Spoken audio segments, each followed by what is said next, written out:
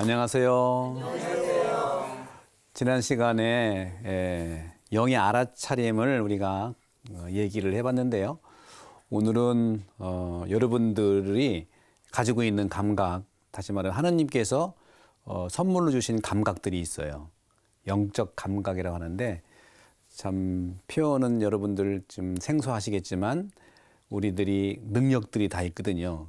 그런 능력들 하나하나가 다 하나님이 주신 건데 특별히 영적인 의미의 선물이라고 볼 수 있는 나만이 가지고 있는 감각들이 어떤 것인가 한번 살펴보고 기도로 시작하겠습니다.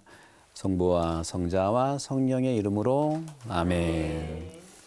주님, 저는 인생을 궁금해하며 바라보지만 가끔은 거칠고 힘든 껍질만 봅니다.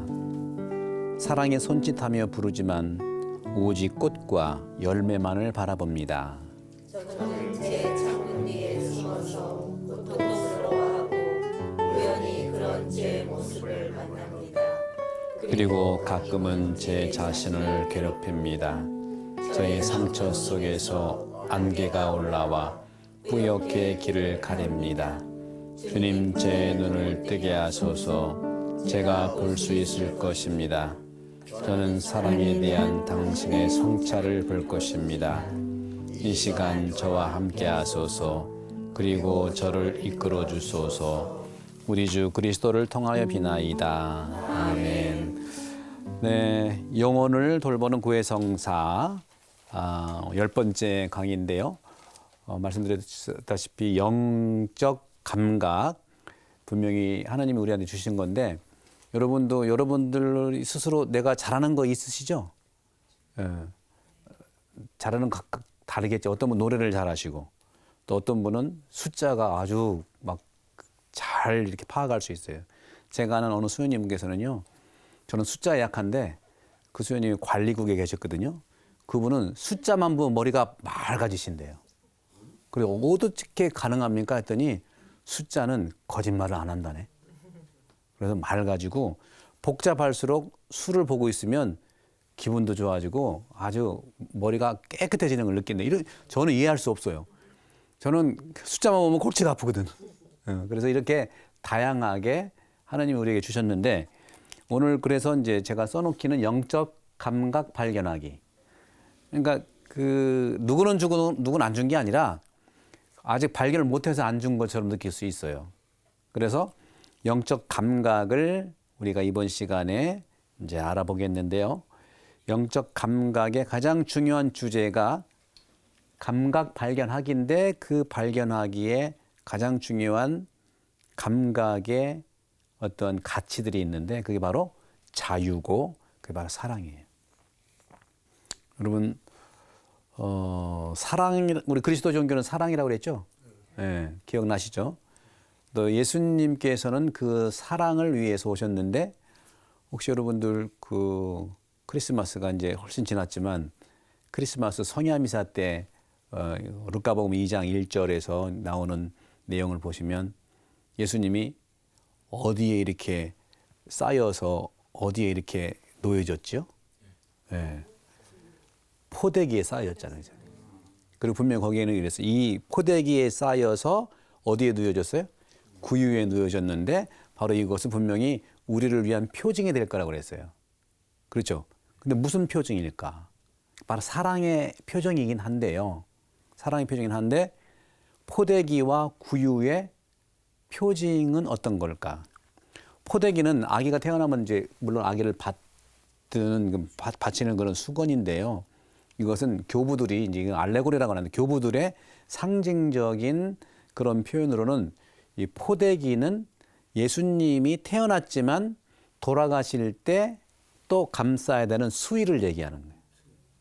그러니까 우리를 위해서 돌아가시기 위해서 태어나신 분이 바로 포대기에 쌓이신 분이고 구유에 놓여져는 구유는 뭐예요?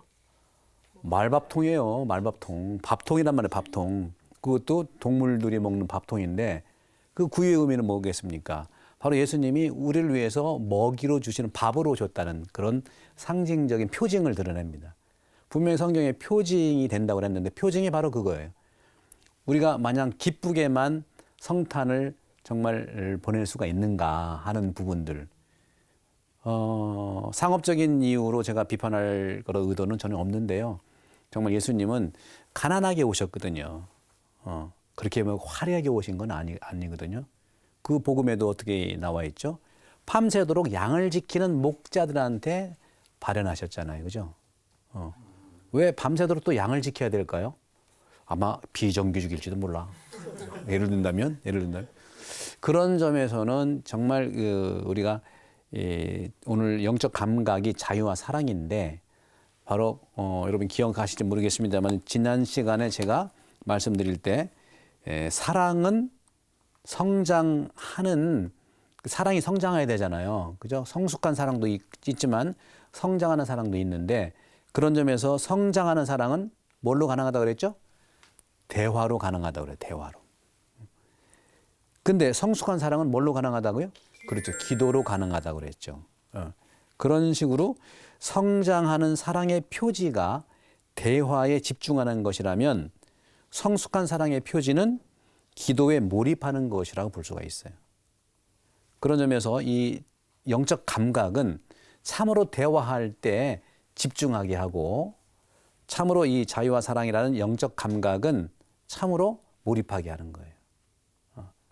그러면 영적 감각, 자유와 사랑에 대한 어떤 표현이라고 할 수가 있는데 여러분들은 이 영적 감각이라고 했을 때 아까 말씀드린 대로 다 똑같지 않다고 그랬죠. 피는 꽃과 무르 익는 열매는 같습니다. 그러니까 영적 감각은 피는 꽃과 무르 익는 열매와 같다는 것이죠. 뭐냐? 이 영적 감각을 충분히 발견하고 그것을 활용하고 수련을 하면은 꽃처럼 되고 열매 맺는데 무르익는 열매라는 것이죠. 근데 꽃들이 다 일시에 다 피나요? 다 달라요. 계절마다 다 다르게 꽃도 피고 계절마다 다르게 열매를 맺는 것처럼 우리 영적 감각도 마찬가지예요. 근데 그것을 있는 그대로 수평적으로 선착순 다수율로 보다 보니까 경쟁하게 되는 거예요. 이 경쟁이야말로 상당히 우리나라를 힘들게 하는 부분이 하나거든요. 그래서 저는 이 시간에 영적 감각을 발견하기라고 했는데 영적 감각은 아까 말씀드린 대로 피는 꽃과 무르익는 열매와 같다고 했는데 영적 감각은요 어디서 꽃을 피우고 어디에서 열매를 맺냐 두 군데입니다. 마음과 영혼에서. 영혼은 물론 생각을 할 수 있겠죠. 근데 영적 감각이니까 마음에서 그리고 영혼에서 이런 꽃과 열매가 피고 무르익는데 그런 점에서 영적 감각은 중요한 것이 뭐냐면 자유와 사랑을 마음대로 펼치는 거예요. 자유와 사랑이 마음대로 펼쳐지는 거예요. 그러면 자유는 한번 제가 문제를 한번 내볼 테니까 맞춰보세요. 마음과 영혼이 있다면 자유와 사랑이 있다면 어떤 것이 서로 연결됐을까요?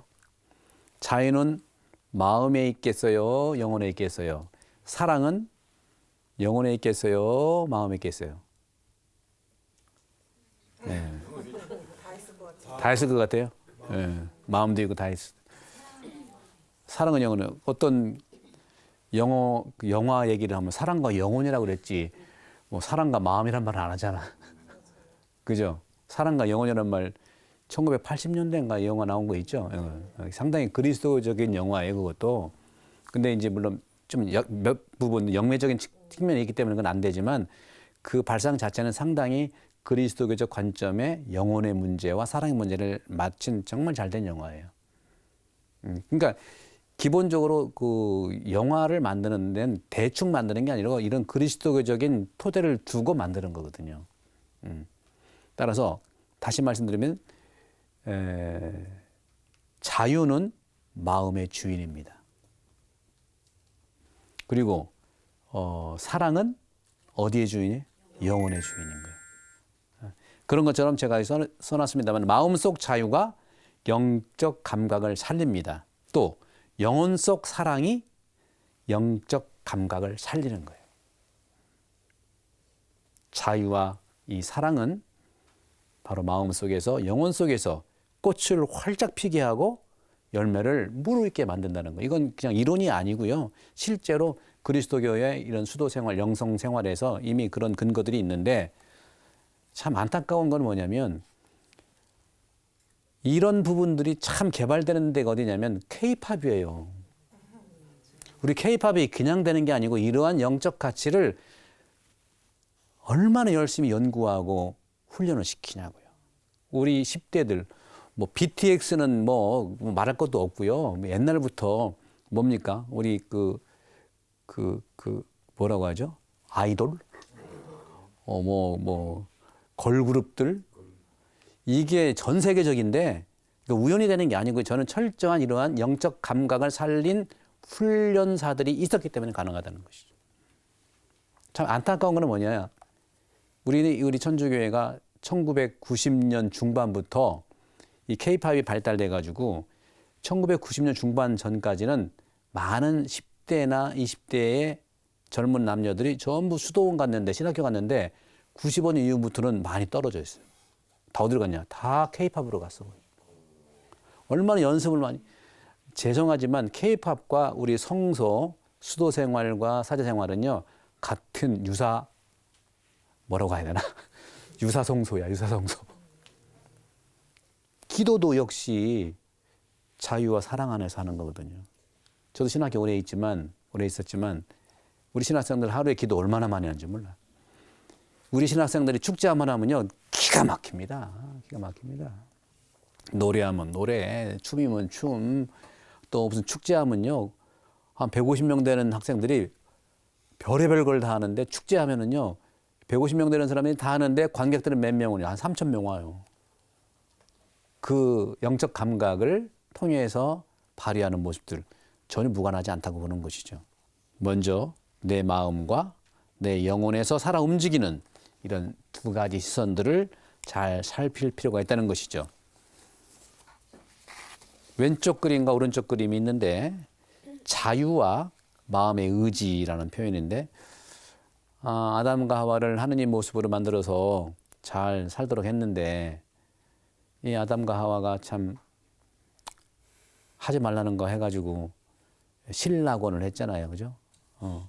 낙원 잊어버렸는데 잃어버린 죄목이 뭐죠? 잃어버린 죄목이 그 탐식 때문에 그래요. 탐식. 먹지 말라는 거 안 먹으면 되는데 굳이 먹어서 자기가 창조된 그 근원 하느님이 되겠다는 거지. 하느님이 되는 건 당연한 건데 그게 무조건 되는 게 아니거든요. 그런 어떤 탐식의 욕심들이 있었고 그래서 초기 교회 때 그리스도 교회에서도 상당히 고민이 많았어요. 박해 시대가 끝난 다음에 그다음에 이제 봉헌 생활이 나오면서 동정 영성, 그러니까 순교 영성에서 동정 영성으로 가면서 봉헌 생활을 많이 하고 있는 그런 과정에서 수도원도 그렇고 우리 그리스도교도 사순절에도 단식, 금욕해야 되잖아요. 단식을 하는 근거가 사실은 찾기가 애매했어요. 단식을 왜 해야 되느냐? 물론 신약에서는 사랑의 행위로서 단식을 좀 하잖아요. 근데 예수님이 단식을 매번 하신 게 아니에요. 한번 했다만 40일 했지. 그다음부터는 맨날 먹었어요. 엄청 먹었어요. 그래서 술 보고 먹보라고 했잖아요. 그죠? 그리고 예수님은요. 그러니까 지금 봐서는 그렇게 드셨으면 굉장히 뚱뚱했을 것 같아요. 그 술에다가 그 음식에다가 단식 40일 하고요. 그 세례자 요한이라든가 이런 사람들 제자들은 단식을 하는데 왜 당신 안 합니까? 그러면 안 한다 소리 안 했잖아요. 그죠? 엄청 먹었는데 그런 세례자 요한 같은 경우에는 상당히 말랐을 거예요. 왜? 산속에서 술도 안 먹고 탄수화물도 안 먹고 고단백만 먹었잖아요. 꿀과 메뚜기. 옷은 또 어떻게 입었습니까? 무스탕이 원조에 그게 낙타토롯인데 그거는 바로 뭐냐면은 정화적인 의미가 있어요. 거친 옷이기 때문에 자기를 정화하겠다는 거거든. 예수님은 분명히 바바리 입고 다니셨겠지 뭐.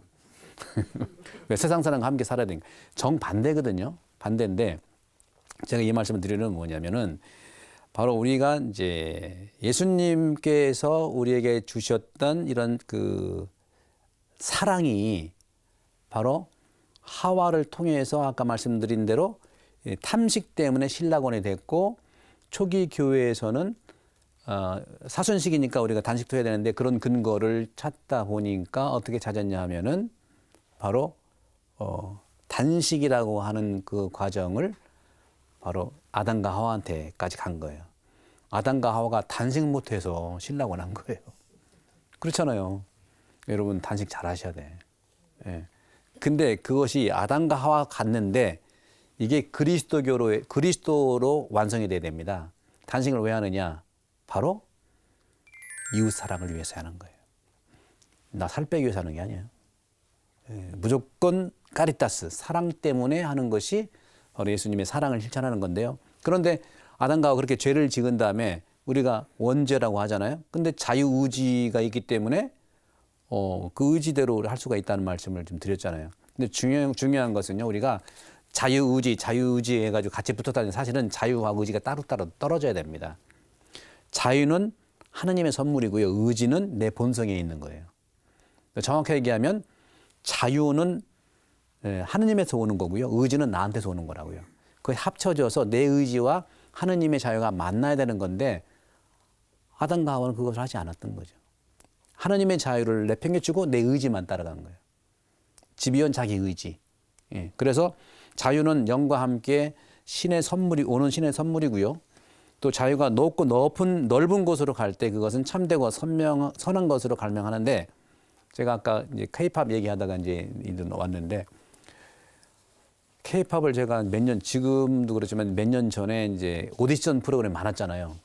그걸 가만히 보는데 야, 거기 나와 앉아 있는 그 세 명의 그 누굽니까? 심사위원인가요? 뭐 그분이 다는 아니지만 그분들은 최고의 영적 감각 수련자들이다. 수련시키는 자들이다. 그 한 사람 한 사람의 그런 영적 감각을 정확하게 집어내는 거예요. 뭐 제가 방송이니까 구체적으로 이름은 밝히지 않겠어요. 누군지. 근데 그 중에 한 명이 무당이 있더라고. 무당이야, 무당. 누군지 아시죠? 말 안 할 거예요. 근데 알고 보니까 또 뭐 어떤 병이 그런 얘기 하던데 무당이든 뭐든 간에 그 사람이 얘기하는 가장 기본적인 것과 내가 얘기하는 게 똑같은 거예요. 그다음 그분은 어떻게 알았을까? 근데 그분은 공부를 많이 했다는 것 같아요. 또 타고난 것도 있겠죠. 우리 그리스도 영성사에서 굉장히 중요한 것이 뭐냐면 자유는 어디에서 오는 뿌리라고 그랬어요? 마음에서 온다고 그랬잖아요. 사랑은 어디에서 오는 주인이라고 그랬어요? 영혼이라고 그랬잖아요. 다시 말하면 이 자유는 그 뿌리 공간이 마음의 문제고요. 사랑은 영혼에서. 여러분들 누가 사랑해봐. 온갖 내 생각이 그 사람 안에 있잖아. 그죠? 그리고 마음은 자유는 뭐예요?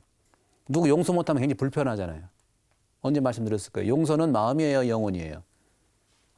기능으로 볼 때는 마음이죠. 다시 말하면 그 용서는 마음으로 해야 돼요, 생각으로 해야 돼요? 마음으로 해야죠. 생각을 많이 하면은 용서가 안 돼.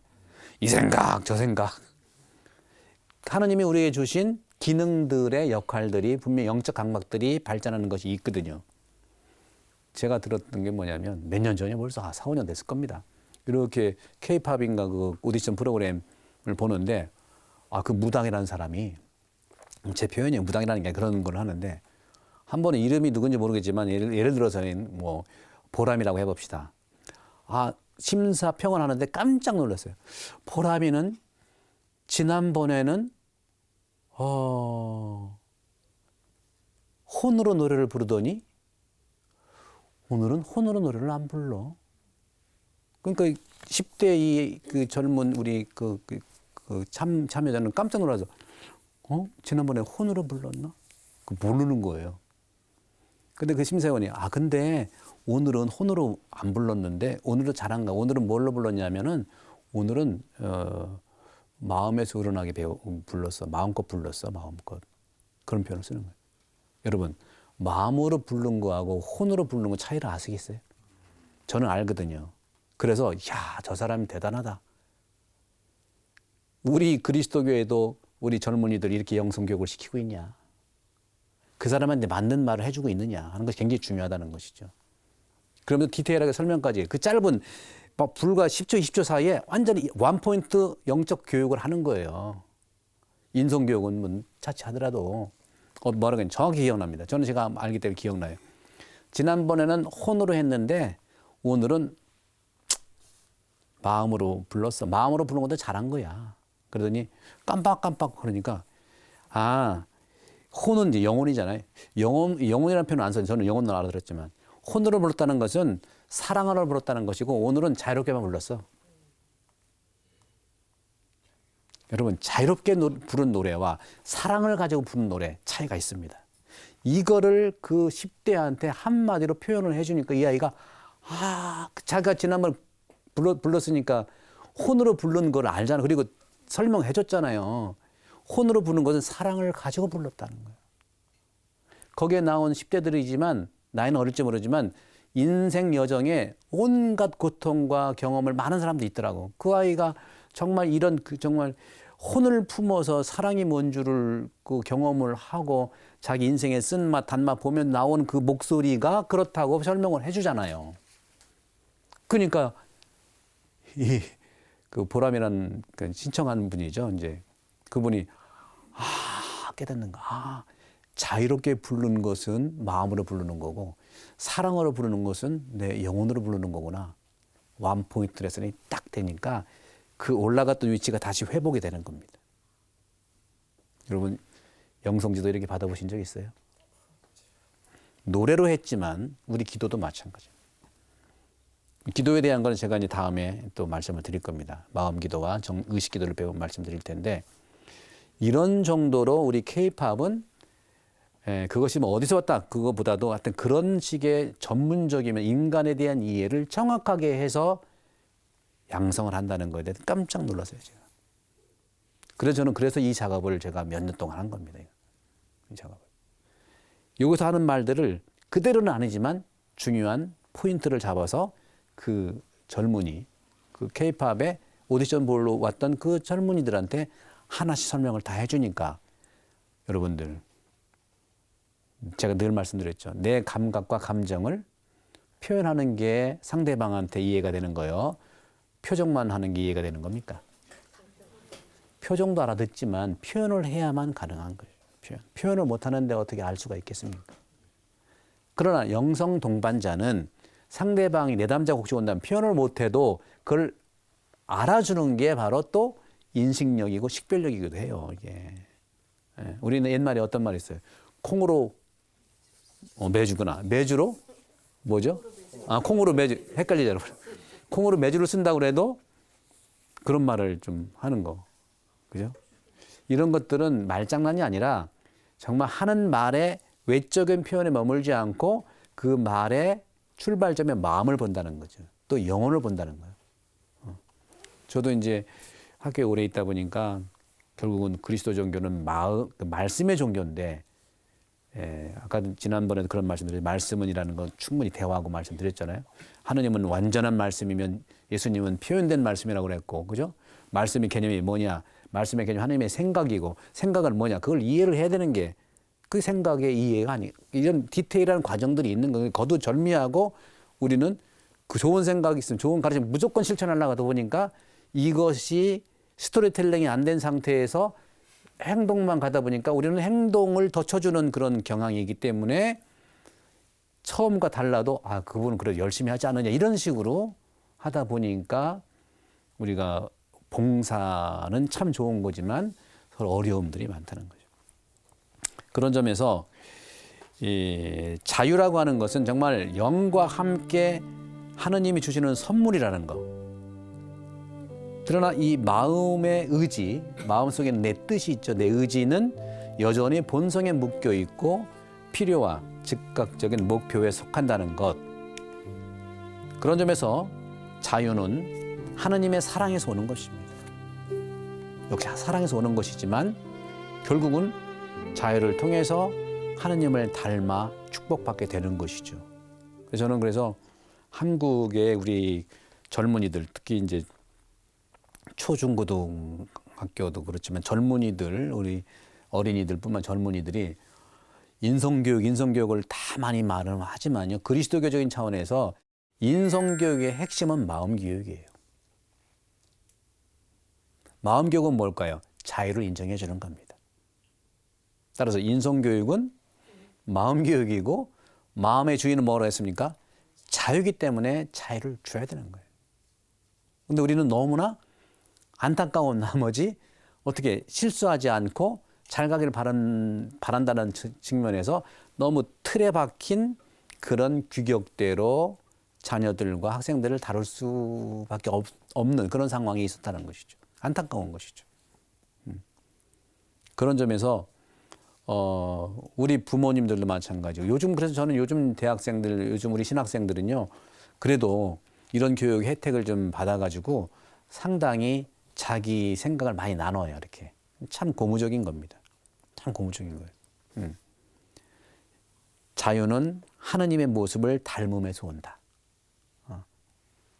자유교육이 또 인성교육이고 인성교육은 바로 마음교육이라고 하는 것을 저는 강조드리고 싶고, 그런 자유가 방종이 아니고 하느님을 진정 사랑하는 자유에서 오는 것이다.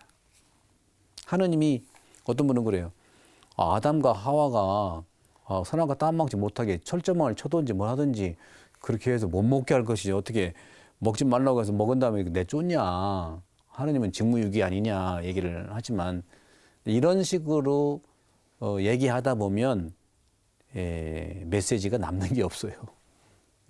메시지 남는. 그래서 여러분 잘 하시겠지만 젊은이들하고 얘기할 때도 젊은이도 역시 그런 질문 나올 때는 한 번은 얘기를 하더라도 뭐뭐라면 그렇다라 이 가정법으로 하는 말에 대해서는 함정이 들어가 있어서 그 가정법에는 함정이 본질을 매우 흐립니다. 이게 어떻게 보면 악마가 원하는 걸지도 몰라. 본질에서 벗어나서 자꾸 뭐뭐라면 예수님이 장가를 안 가셨다면 뭐 이렇게. 그 성경에 그런 게 없는 게 텍스트 중심의 얘기가 아니고 그냥 어디서 들어가지고 생각해서 막 이걸 하면 그렇게 되면 본질에 대한 얘기를 굉장히 흐립니다. 그러다 보면 괜히 감정 싸움이 되고 마냐 틀리나로 또 갈 수밖에 없고 그게 바로 원죄예요. 그런 점에서 우리가 예수님은 바로 우리를 위해 그렇게 자유롭게 돌아가셨다는 거죠. 자유. 그분이 스스로 지셨다는 측면에서. 그래서 말밥통으로 오셨고 수의를 입고 오시는 탄생의 그 어떤 이콘들을 보게 되면 다 그렇게 그려져 있습니다. 이콘, 예수님 탄생 이콘을 보면요. 그 동굴 이렇게 있고 예수님이 이렇게 그 흰 그 포대기에 이렇게 쌓여가지고 아기가 놓여져 있어요. 그거는 돌아가실 수의예요, 수의. 그리고 여러분 잘 아시지만 예수님이 세례받고 올라올 때도 그렇고 거룩한 변모도 그렇고 여러 가지 이제 비유해서 예수님이 올라오니까 이는 내 사랑하는 아들이다 하는 표현을 쓰잖아요.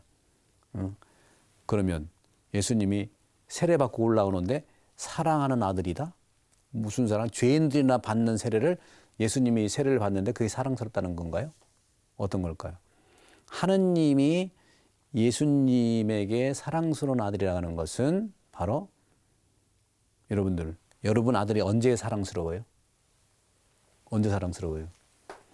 대학에 합격했을 때 엄마 생일을 이렇게 좀 챙겨 선물 왔을 때 그때는 자랑스럽죠, 그죠? 예수님의 비유를 들어서 본다면 하느님께서 예수님이 언제 사랑스럽냐고 하는 거냐 뭐냐면 남들을 위해서 목숨을 바칠 때 사랑스럽다는 거예요. 이거 말이 안 되지 않습니까? 궁극적인 건 그런 거예요. 하나님이 얼마나 우리를 사랑하시는가. 하나님이 얼마나 사랑하시면 질투하는 신이라고 했나. 질투도 그 사랑이에요. 여러분 사랑 아시잖아요, 그죠? 사랑은 뭐예요? 끝까지 기다리잖아요. 처음엔 기다렸잖아요. 나중에 안 기다려. 끝까지 기다리잖아요, 그죠? 왜? 너무 사랑하니까. 그것도 자유라는 거죠. 예수님도 돌아가시기 직전에 아버지 이 잔을 꼭 먹어야겠습니까? 마셔야겠습니까? 자기 생각은 다 얘기해요. 그러나 결국은 내 뜻이 아니라 아버지 뜻대로 하소서. 그러니까 자기 생각을 나누는 건 중요한 거예요. 근데 우리는 이런 표현들이 더 우리가 익숙하게 해야 되지 않겠어요? 근데 가만히 보면은 자기 생각을 이렇게 얘기하기보다는 감정을 많이 전달하더라고. 내가 너 때문에 죽겠다. 너 때문에 죽겠다는 그 사람 때문에 내가 구원받는 건 모르고. 그죠? 그런 점들을 봤을 때 우리가 참으로 영적 감각을 되살리는 일은 우리에게 있어서 누구는 좋고 누구는 안 좋고 한 것이 아니고 우리가 씨 뿌리는 비유에도 나오잖아요. 언제든 말씀드렸을 겁니다. 여러분들은 어떤 땅이세요? 좋은 땅이세요? 아니면 가시덤불이세요? 아니면 뭐 도로 길바닥이세요? 어느 땅이세요, 여러분들은요? 예. 본래는 다 좋은 땅이었어요. 나쁜 땅 없었어요. 지금 상태가 가시덤불이 있고 돌이 좀 올라가 있을 뿐이에요. 본질이 아니에요, 본질이. 우리는 죄를 지었지만 죄의 본질은 우리가 아니거든요. 늘 말씀드리는 우리가 죄인이지만 죄식 갖지 말라는 거예요. 사랑받는 죄인이니까. 죄인이면 성사 보면 되잖아요, 그죠? 고해성사 보면 되는 거죠. 성사 안 보고 죄식 가질 필요는 없다는 거죠. 그런 점에서 마음은 하나님께 늘 좋은 땅입니다. 그 마음에 하나님의 자유라는 씨앗을 뿌려줬어요. 하지만 우리는 마음의 땅을 바위나 가시덤불로 여기며 스스로를 의심합니다. 영적 감각을 되살리는 일은 그러므로 하느님은 전혀 다른 생각을 가지고 계시고 다른 의견을 가지고 계신다는 거죠. 모든 사람이 100배의 열매를 맺을 수 있다고 믿는 것이죠.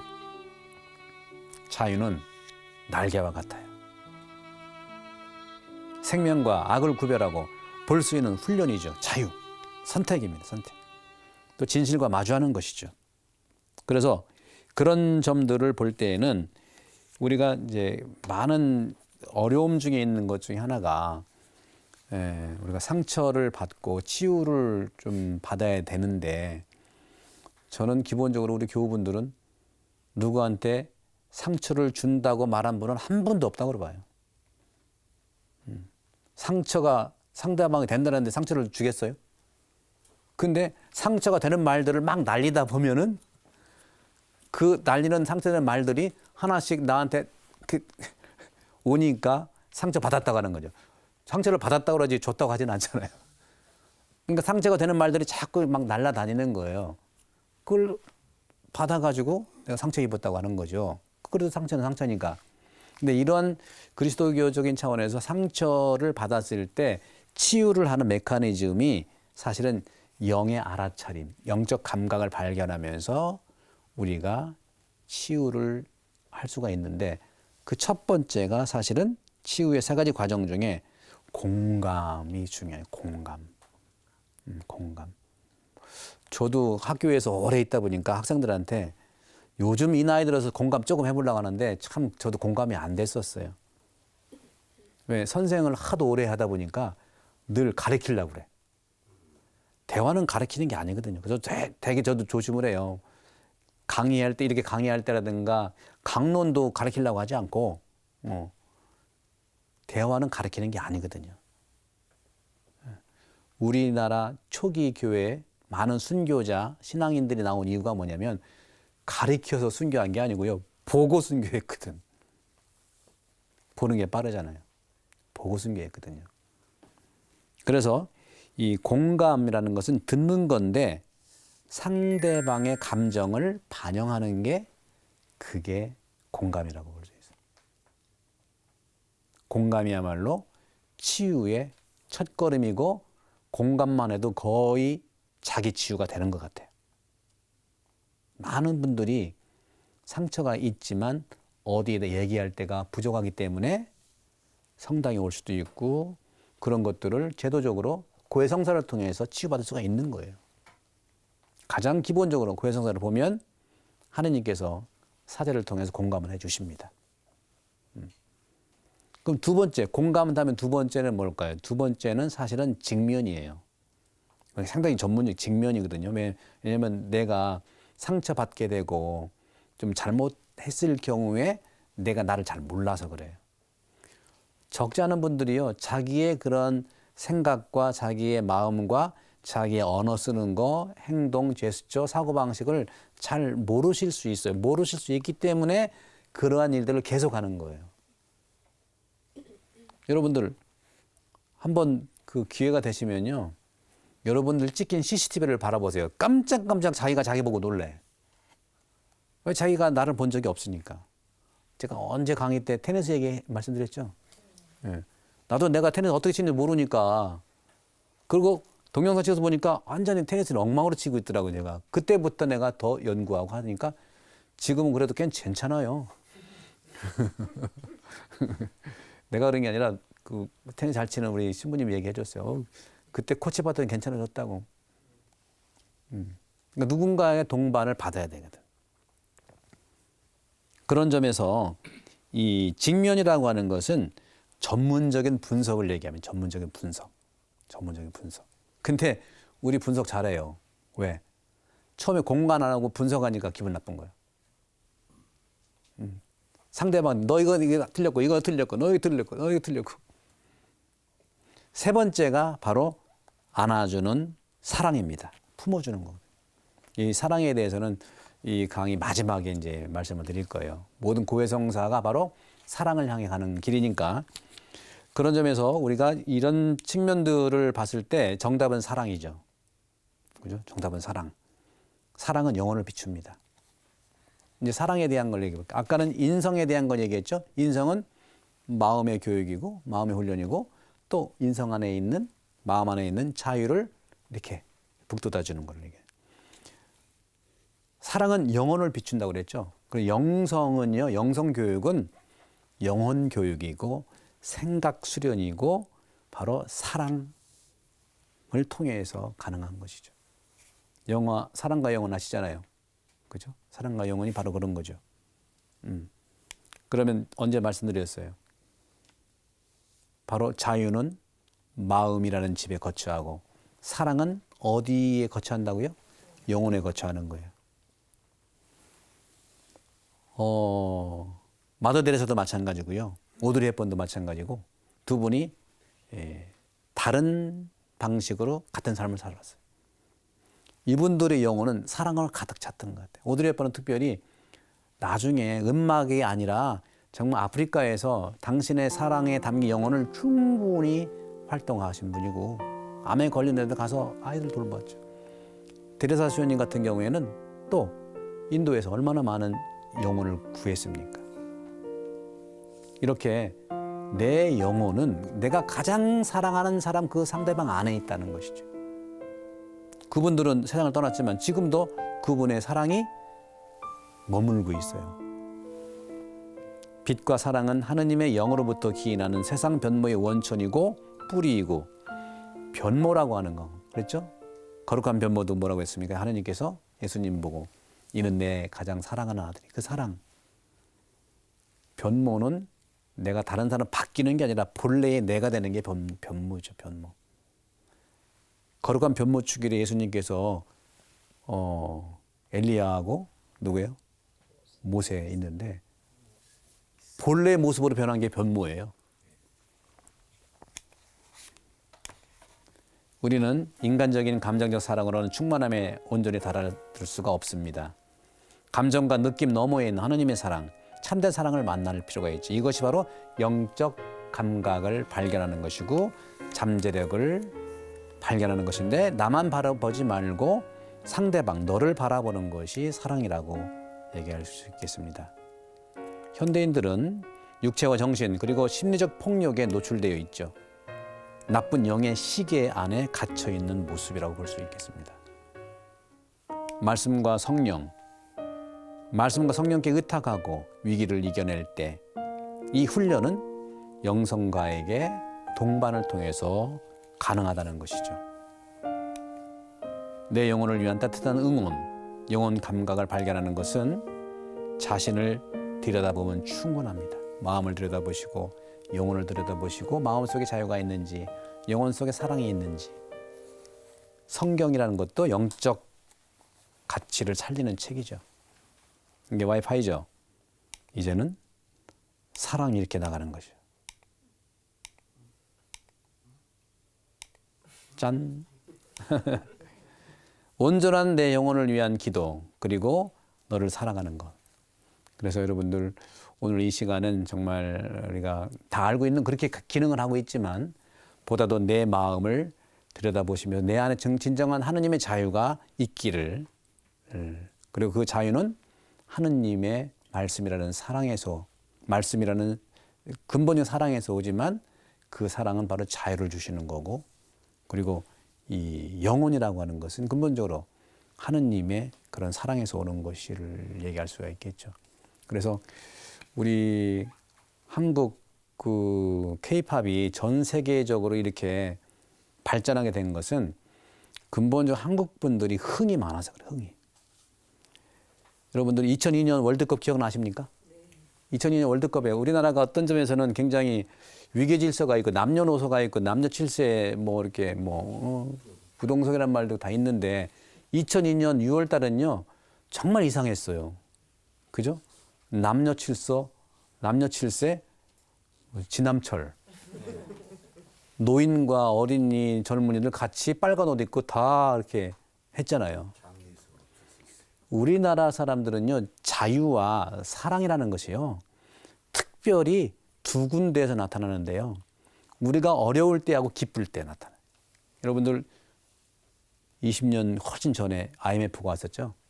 우리나라가 힘들 때 전부 다 자유롭게 스스로 자유야, 그죠? 스스로 다 내놨잖아요. 뭘 내놔? 네, 금 모으기. 이거는 임진왜란 때 의병이 모은 거와 똑같은 거예요. 우리나라 역사를 돌아보면은 얼마나 정말 안타까운 일이 얼마나 많은지. 지도자 잘 만나야 되는데 네? 어처구니 없는 죽음이 얼마나 많았는지 몰라요. 그럼에도 불구하고 어려울 때 스스로 자유롭게 자발적으로 자기 의지와 사람을 살리는 자유 나와서 금 모으기 위해서 나눴잖아요. 이때는 정말로 자유가 100배로 드러나는 것이고요. 다음에 언제? 기쁠 때. 우리 2002년도 6월 달에 월드컵 몇 강 갔죠? 4강 갔나? 네? 그때는 뭐예요? 자기 정신들이 아니라 온갖 영혼이 사랑의 정신으로 이렇게 돌아가지고 웬만하면은 안 그런데 양보 잘하고 막 운전을 하는데 누가 삭새치게 하면 얹어 가십시오. 왜? 4강 갔잖아. 그리고 남녀노소 할 것 없이 다 대한민국 제정신이 아니에요. 그죠? 제정신은 제 영혼이 전부 사랑의 영혼으로 가득 차가지고 얼마나 상대방 안에 내 영혼이 가 있는지 몰라. 그러니까 남녀노소 또 우리 지역색 얼마나 많은데 그때는 하나도 없었다니까. 그래서 들리는 말에 그런 말 하잖아요. 개신교에서는 한 달 동안 성령 부흥이 있었고요. 우리 천주교에서는 한 달 동안 성령 세미나 했고요. 또 불교에서는 야단법석. 그런 식으로. 또 유교 대동놀이. 예? 그래가지고 얼마나 기쁘게 서로가 하나가 됐느냐. 이것은 바로 우리 정신에 사랑이라고 하는 연대가 들어가 있기 때문에. 한 달 동안 그렇게 그래서 아픈 사람도 없어서 다 치유됐어요. 그때 병원 문 다 닫았잖아. 그죠? 대한민국 뛰니까 얼마나 건강해지고 또 양보하니까 건강해지고요. 힘들 때는 또 금 모으니까 또 자유와 사랑이 그대로 남아요. 그래서 참 이게 좀 그대로 듣지 마세요. 우리는 살짝 살짝 안 되든지 살짝 기뻐야 돼. 둘 중에 하나가 있어야 서로 하나가 되고 그래. 그 성당도 약간 우리가 약간 안 돼야 돼. 그럼 서로 일치하고 뭐 그래. 근데 문제는 뭐예요? 그 외에는 다 싸워. 그래서 이제는 그것이 아니라 실제적으로 내 마음과 이미 내 영혼에 들어가 있는 자유와 사랑을 충분하게 나누면서 생활하는 것이 오늘 말씀드린 대로 영혼을 위한 기도가 되고 사랑을 하는 것이다라는 말씀을 드리고 싶습니다. 오늘 또 이렇게 말씀을 마무리하면서 혹시 질문 있으시죠? 누가? 네. 요즘 사회에서 인성교육, 영성교육 이런 말을 들었는데 확실히 구분이 잘 안 됩니다. 영성은 뭐고 인성은 뭔지 다시 한번 설명해 주셨으면 좋겠습니다. 네. 아주 중요한 또 질문을, 핵심적인 질문을 좀 해주셨어요. 또 중고등학교에서도 또 대학교에서도 요새는 또 무슨 대학 입시에도 인성 시험까지 본다는 말도 있고 또 옛날에 논술 시험 본다니까 논술 학원에 생겼는데 이제 인성 학원에 생길지 모르겠네요. 근데 인성 교육은 그리스도교적인 차원에서 강의 때 말씀드렸지만 마음 교육이에요. 내 마음을 있는 그대로 잘 들여다보는 거. 그 마음 안에 다시 반복하지만 자유라고 하는 하나님의 선물이 들어가 있거든요. 자유. 그래서 자유는 선택 기능을 얘기하는 거예요. 선택 기능. 그러니까 성경도 보면 예수님이 질문을 많이 하셨어요. 그건 뭐냐면 자유교육을 위해서 그런 거예요.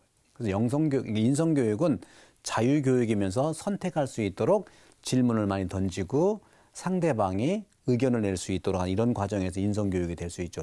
자유라는 개념. 자유는 방종이 아니고요. 하느님께서 주신 자유. 예수님도 그렇게 자유롭게 돌아가신 것처럼 모델이 예수님이 있으니까. 영성교육은 사랑교육이라고 얘기할 수 있겠죠. 사랑교육. 사랑교육은 내 생각 안에 사랑이 있는지, 내 영혼 안에 사랑이 움직이는지를 보면서 바로 하느님의 이 사랑으로 움직이는 것. 따라서 내 영혼은 내가 사랑하는 그 사람 안에 있는다고 하는 그런 표현처럼 영성교육은 온전히 사랑교육이고 그런 점에서 둘 다 하느님과 성령 그리고 예수님을 통해서 가능하다는 차원을 말씀드리겠습니다. 네, 오늘도 여러 가지 강의 중에 쉽지 않은 것일 수 있을 텐데 그러나 우리 안에 있는 내용들이니까 그 내용들을 잘 살피면서 여러분 영적 감각도 풍요로워지기를 기도하겠습니다. 마침 기도 영광송 하시죠. 성부와 성자와 성령의 이름으로 아멘. 영광이 성부와 성자와 성령께 성부와 성자와 성령의 이름으로 아멘. 감사합니다.